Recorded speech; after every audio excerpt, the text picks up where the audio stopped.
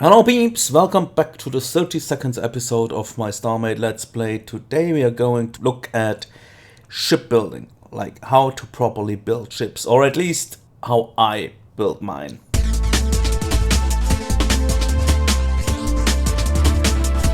So the idea came up because I had still a shuttle to do for the fleet contest, and also the comments of my last video, like when I released the Spectrum, people ask like how I actually approach the entire thing and how to, properly build ships, stuff like that. So because the comments of the last episode influenced this video strongly, I'd like to start with the comments of the week. First comment comes from J Games on PC. He asked about how to properly build ships. Second comment is coming from a frequent viewer of mine called Nexus Dog, and he also wants to know how I did the ramp on the Spectrum. Where I start pretty much always is the cockpit, because the cockpit is an essential part where the interior meets the exterior, right? So you want to have that nailed down also because of the view outside. As you saw in the beginning of the video, I was placing cameras here beside those wedges where we sit on, just to make sure when you're sitting here you have the perfect view, right? So I just, you want to have a nice cockpit. Well, at least I do. I want my people to be able to look out and have a nice view, stuff like that. Important for fighters as well, but more likely the view up. So this is why you see a lot of those consoles and stuff being in the lower part, not permitting to view through it, but this is how kind of the view you get, right? But you have the perfect view up, because when in an emergency situation, as a human being, you more likely would pull your craft upwards than downwards or to the sides, because we are way more resilient to the generated forces going up than at the other direction, keeping us conscious, right? Because, for example, if you would accelerate down very quickly, chances are you would black out. I like building my ships with kind of the intention or the feel of this could be real, right? This is like engineered for being flown, for being used as craft, because this makes it believable. This believability, I'd call it, just adds this extra edge of this is a great ship feeling, right? So I'm wondering, like, this is a shuttle, what would a shuttle need? So obviously a cockpit, otherwise it can't be steered, right? Then maybe some toilet area. I am guessing I'm putting that here because, well, we often, need toilets for some reason. Some seating for the people to transport, right? And then we are pretty much done already. I like to add a jump drive and radar, but that's systems, right? So that's pretty much it. If you would have to transport cargo, you probably would use a container anyway, so a shuttle most likely just transports people. Yeah, maybe some nice arrangements to make people like sitting comfortable, maybe a window to make them look out, because this ship is not going to fight, like for real. Eventually add some small guns, but that's not important really. We maybe should focus more on features, like I'd like to add the ramp here, kind of like this one. Pretty much every ship I built, I started the cockpit, place the core accordingly, stuff like that. In this case, I also could place the docker accordingly, because this craft is so small. If that is not the case, I just add a few blocks like here-ish, then copy the entire thing and copy it on a new core, so I can change the position for the core here, or just place a few blocks to put this thing like here or stuff like that. Having that said, what would be the next step? Personally, I start with interior first. This gives me a better feel for the actual size the ship has to have. If you know the interior, you can just build the hull around. To answer the question whether I already envision my ships entirely, or if I just go with the flow and they develop generically, I'd say 50-50 kind of. I have an idea And I know, for example, when I see this, that I like this. I didn't imagine the cockpit to be like this, but I like this cockpit, so I'm going to stick with this style. So I just know I need a cockpit, right? And then I envision, like, roughly, ship should be not too long. It should be smaller than the fighter, right? Kind of. It also shouldn't be that high as the fighter and not that wide as the fighter. But I imagine some side thrusters left and right. I want the ramp at the back, somewhere around here-ish, kind of, right? I want an airlock, probably in the ceiling. Not even an airlock, just an air shot or something. So we need gravity on the ship. So I need to place a gravity module somewhere. And besides that, the front of the ship, I'd like to have some side windows as well. So the seating area actually has, stuff to look out. And then the engines getting bulkier in this area. So that's, my vision is a bit clearer than that, but it's difficult to put it into words. I leave it a bit transparent. Let's first start with the interior now and just see what the interior already dictates. For example, those sidewards windows, those totally depend on where the seats are, because if there are no seats, it does not make sense to put windows there. Now, knowing where the position of the sidewards windows is, then also dictates the shapes of the hull and where actually the engine bends and stuff like that. I'm going to build ahead and see you back in a bit. Alright, so I built the interior, seating areas, little glass tables, toilet room, transport room, and here will be the ramp. So we got the measurements now of the craft, so it is time to build the hull around it. Okay, so this is the hull I came up with. So I tried to, loosen it up a bit every now and then with putting the intakes here. I did put like other holes here for the guns. Those are just 7 blocks each side and then like 6 blocks as slave. So nothing major, nothing big. Then added those sideways thrusters here. Pretty much we put the hull around the interior with 1 block in between, up and down side. Actually, I don't really know how I should give advice about building these kind of structures, and that's not finished either because I still need to add some, my orange markings, and this all looks still a bit plain, but this is basically the shape we are going to go with. Okay, so next step would then be systems, but first I would like to add the ramp here. Okay, what we notice is that the ship, this level here, this walking level, is 3 blocks above ground, right? And then from the walking level, it's also 3 blocks towards the ceiling. So this is perfect because it fits together. So our ramp needs to cover the length of 3 blocks. Okay, let's create a new ship. Get in there, point it to collected north, like such. So we are looking forward, and then I try to prevent to do it like I did on the fighter with these door pieces. I put that thing 1 block further, so the rail docker could be here. Then comes the hull of the ship, and then the ramp, right? And the ship core could be here behind the wall. Here we have wedges, so the rail docker is right behind this block, right? So you have wedges here and also wedges there. So 3 wide. Oh, sorry, we need that block. And then we need to add the build block. I always tend to make them build forward as well, like such. Okay, why forward? That's just a general idea how I think stuff should work. This rail docker will dock to this rotation block in the forward direction and then start turning upwards, like so, okay?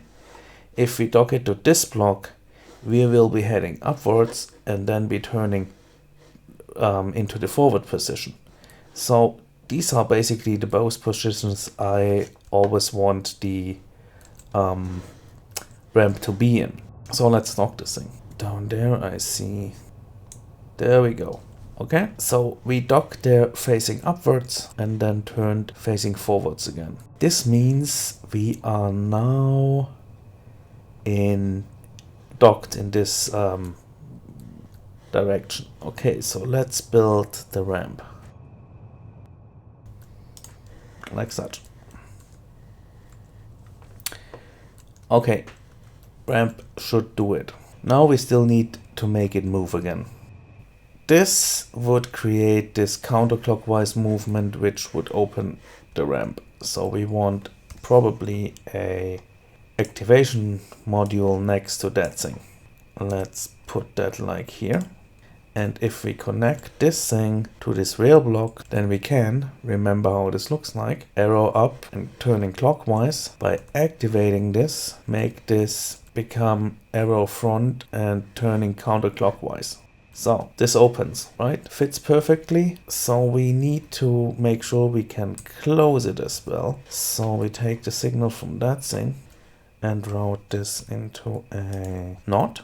Take the signal from the knot, route that into an activation module which sits next to the original orientation of the rotation block, and then connect this activation module to the rotation block the ramp is docked to. Okay, now if we turn this thing off, our rail closes again because this block was turned back into the other position with the rotation clockwise, meaning that the door starts shutting again.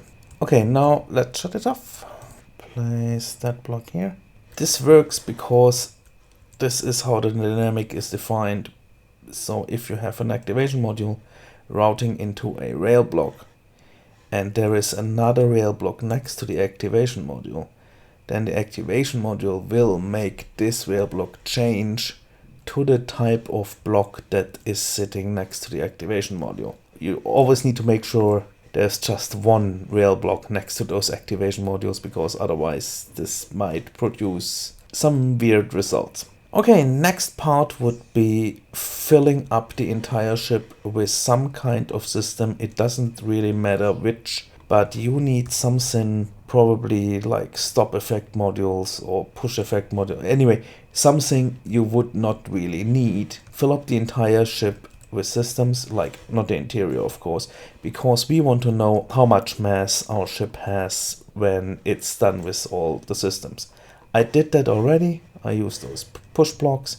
So when filled up with systems, our ship will have 134 mass. Now, because I want the ship to be very agile, this means that we need around 350 thrust to accelerate the ship quickly and make it very agile. Let's put in some energy and thrust. Energy wise, we need 10k at least for the jump module, and we also have a radar jammer here that soaks up around 5k when activated. I intend to also add an overdrive to the ship that soaks around 1.5k at this mass. So we probably should have around 15k, 17k, something like that. But we still need a bit more for shield regeneration. So we can regen shields while being shot at without them soaking too much power, and thrust will also need another, I don't know, around 5k-ish. Anyway, I figured something between 15 and 20k power regeneration should suffice us. So how do I do power? Well, let's do it this way. We place the symmetry node and we build power.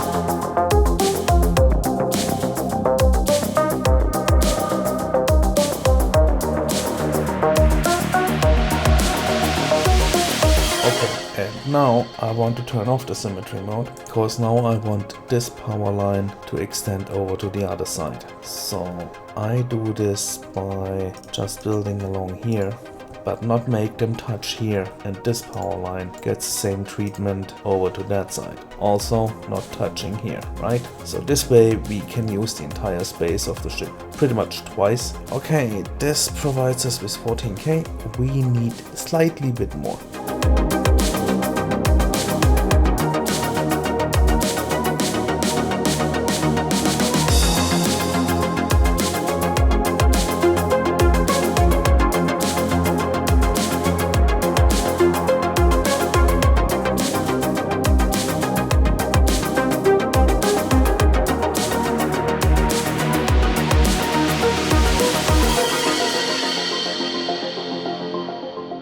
'No, this should suffice us. 18K should be more than enough. Good. Now next step I would say is bringing up thrust to the demanded 350. For this task I'd like to turn on the symmetry planes again.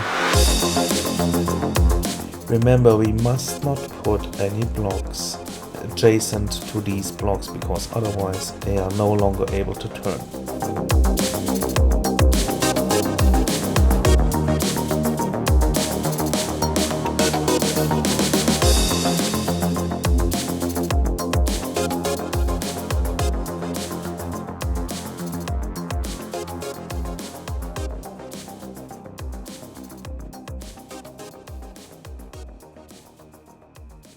$350 thrust. Perfect. Okay, so now let's put in the overdrive. Let's reserve the real interior parts for the shield regeneration blocks and put overdrive, for example, in these confined spaces.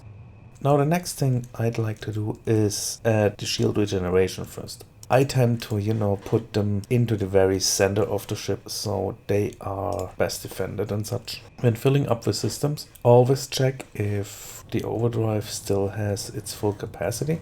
Let's close the ship up. Let's try to spot any spots which were not filled up.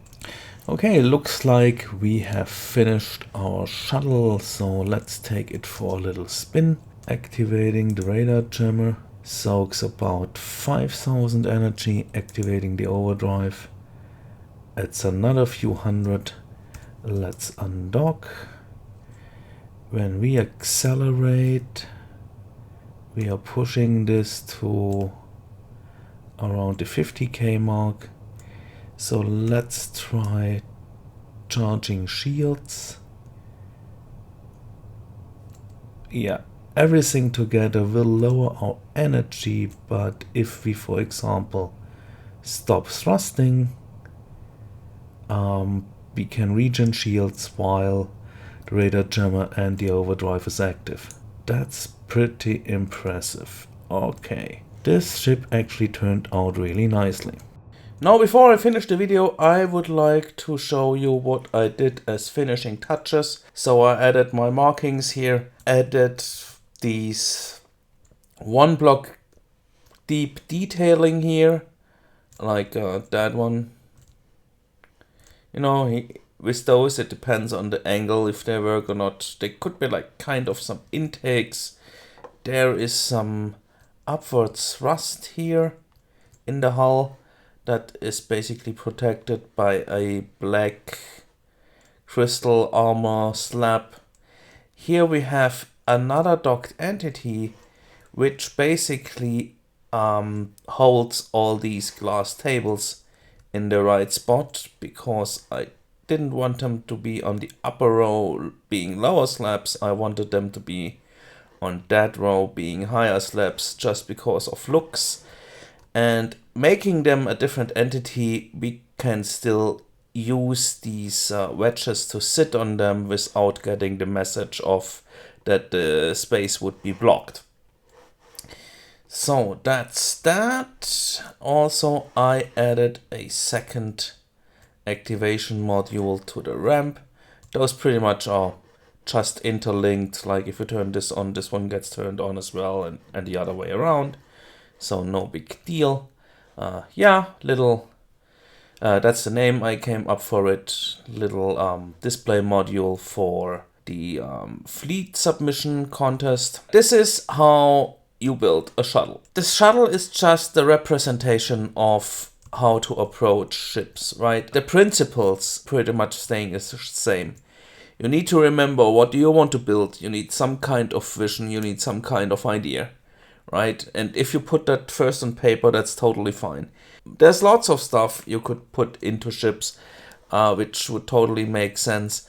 I'm also, trying to create recreational rooms. For example, in the Scimitar, there are a pool room, like billiards and, such stuff.